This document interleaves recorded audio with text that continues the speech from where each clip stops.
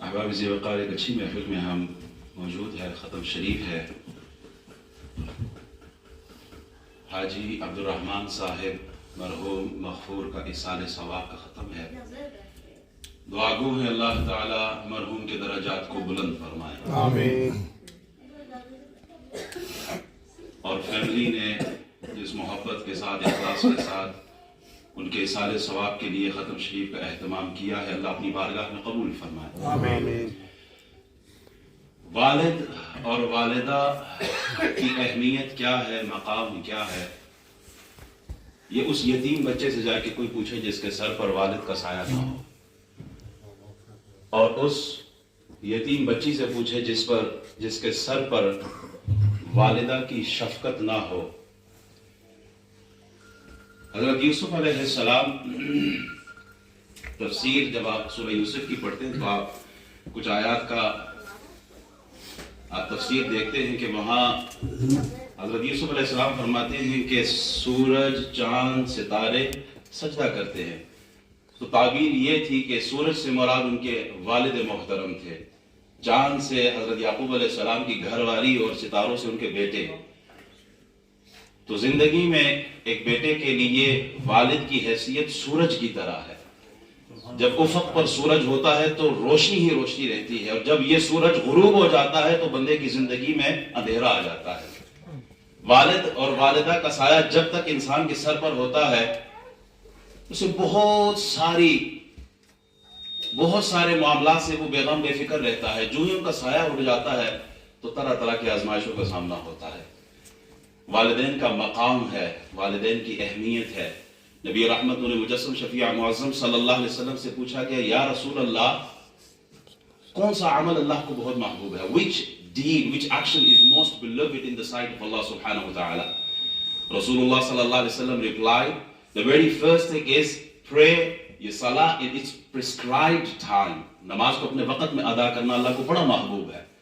And the second thing is kindness towards your parents. Be humble, be nice, be kind towards your parents.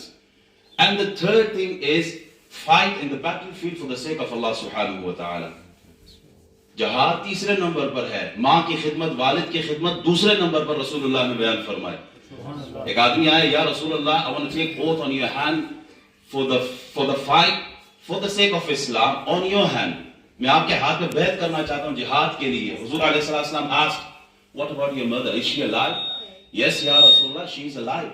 Rasulullah sallallahu alaihi wasallam said, go do khidmat of your mother, you will get the Jannah. Subhanallah. جاؤ ماں کی خدمت کرو، جنت حاصل ہو جائے گی۔ حضرت عائشہ صدیقہ رضی اللہ تعالیٰ عنہ فرماتی ہے، حضرت عائشہ said that once a person came to the court of Rasulullah sallallahu alaihi wasallam, he sallallahu alaihi wasallam asked that person, who is this old person with you? Eh baba kaun hai? He said, ya Rasulullah, he is my father. Now look at the tarbiyat of Rasulullah sallallahu alaihi wasallam. آپ علیہ السلام تربیت کیسے فرماتے ہیں؟ آپ علیہ السلام فرماتے ہیں لا تمشی اماما، don't walk in front of your father. ولا تقعد قبله، don't sit before him. ولا تدعو باسمه، don't call him by his name، ان کو نام سے نہ پکارا کرو. ولا تسبب له، and don't swear at him. والد کے آگے نہ چلو، والد سے پہلے مجلس میں نہ بیٹھو، والد کو نام سے نہ پکارو، اور والد کو کبھی گالی نہ دینا۔ اس کی تفصیل بہت زیادہ ہے، مختصراً یہی ہے۔ حضور علیہ السلام نے والدین کی اہمیت بتائی ہے۔ رسول اللہ صلی اللہ علیہ وسلم فرماتے ہیں if you want blessings in your sustenance, in your rizq, and if you want barakah in your life، اگر آپ کو اپنی زندگی میں برکت چاہیے، عمر میں برکت چاہیے، رزق میں برکت چاہیے، تو کیا کرو؟ ڈو خدمت آف یور پیرنٹس، اپنے والدین کی خدمت کرو، اللہ آپ کی عمر میں بھی برکت دے گا، اللہ آپ کے رزق میں بھی برکت دے گا۔ ہمیں پڑھایا، لکھایا، خدمت کی، اپنی جوانی صرف کی والدین نے ہمارے لیے، اور آج ہم اتنا ٹائم نہیں رکھتے۔ Dad I am very busy, I can't see you this weekend, weekend میں بھی ملاقات کوئی نہیں ہے۔ Why? Because I want to earn money. تو انجینئر ہے، ڈاکٹر ہے، اس وجہ سے کہ تیرے باپ کی محنت تھی، آج تیرے لیے اتنا ٹائم نہیں۔ حضور فرماتے ہیں رزق میں برکت چاہیے، مال چاہیے نا، تو ماں باپ کی خدمت کرو، اللہ مال بھی عطا کرے گا۔ سبحان اللہ۔ ہم خوش قسمت ہیں وہ لوگ جن کے سروں پر ان کے والدین کا سایہ ہے. حدیثوں میں 2 ایسی جگہ ملتی ہیں, کہا صرف دیکھتے ہی رہو نا, اللہ ثواب دے گا. ایک کعبۃ اللہ کو کچھ بھی نہ کرو, کعبے کے سامنے بیٹھ جاؤ, صرف تکتے رہو, اللہ اکاؤنٹ میں ثواب بھیجتا رہے گا. ایک ماں باپ کے چہرے کو محبت سے دیکھتے رہو, کچھ بھی نہ کرو, صرف ایک نظر دیکھو, اللہ حج کا ثواب عطا فرمائے. اتنی بڑی نعمت اللہ نے ہمیں دی ہے. رسول اللہ صلی اللہ علیہ وسلم, والدین کا حق کیا ہے؟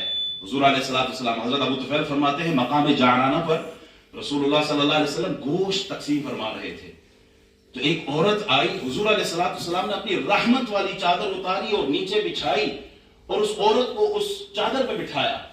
صحابہ آپس میں دیکھنے لگے ایک دوسرے کو, یہ کون ہے, یہ عورت کون ہے؟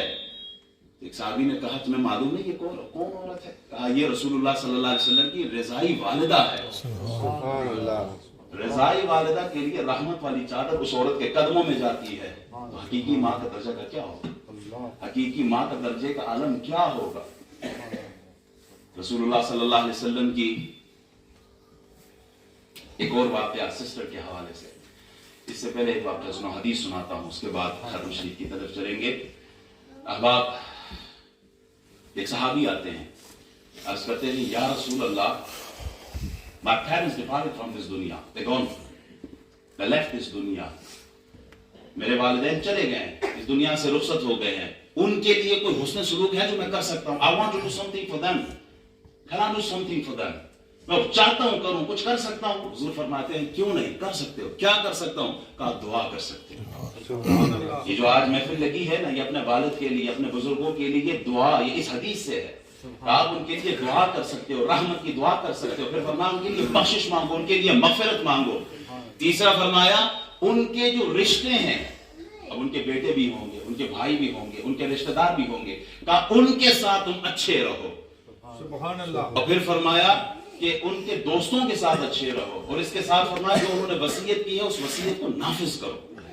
احباب, ہمارے اگر والدین دنیا سے چلے گئے اور ہم چاہتے ہیں کہ ہم ان کو خوش کریں, تو خوش کرنے کا ایک ذریعہ یہ بھی ہے کہ جو ان کے بچے ہیں, یعنی آپ کے بھائی ہیں, آپ کی بہنیں ہیں, آپ ان کے ساتھ اچھا کرو, آپ کے والدین وہاں قبر میں آپ کے ساتھ خوش ہوں گے. سبحان اللہ. اپنے رشتہ داروں کے ساتھ اچھا کرو, آپ کے والدین آپ کے لیے قبر میں دعا کرتے رہیں گے. رسول اللہ صلی اللہ علیہ وسلم, ایک واقعہ سناتا ہوں اور دعا کی طرف چلیں گے. حضور سید عالم صلی اللہ علیہ وسلم کی رضائی بہن ہے حضرت شیمہ, ان کے قبیلے کے کچھ لوگ گرفتار ہو کے آتے ہیں, مال غنیمت ملتا ہے اور قیدی بن کے آتے ہیں. تو اس قبیلے کے لوگ جو ہیں وہ حضرت شیمہ کے پاس جاتے ہیں کہ او آپ کہتی ہیں آپ کا بھائی ہے محمد صلی اللہ علیہ وسلم, آپ بہن ہو, ہمارے قیدیوں کو چھڑا سکتے ہیں. وہ جاتی ہے حضور سے ملنے کے لیے, مدینہ شریف آتی ہے. صحابہ نے روکا مسجد نبوی جانے سے, کہا رکو, ادھر کدھر جا رہے؟ کہا حضور سے ملنا ہے. کہو کہ آپ کی بہن ملنے کے لیے آئی ہے. سبحان اللہ, وہ منظر کیسے ہوگا. صحابہ جاتے ہیں حضور کو یہ پیغام دینے کے لیے, آپ کی بہن کھڑی ہے, حضور نے پیغام بھیجا ان کو عزت کے ساتھ میرے پاس لاؤ. جب وہ بہن رسول اللہ سے ملنے کے لیے جاتی ہیں, حضور استقبال کے لیے کھڑے ہو جاتے ہیں ایک بہن کے لیے. یہ ہے رسول اللہ کا درس, یہ ہے وہ اسلام کا پیغام.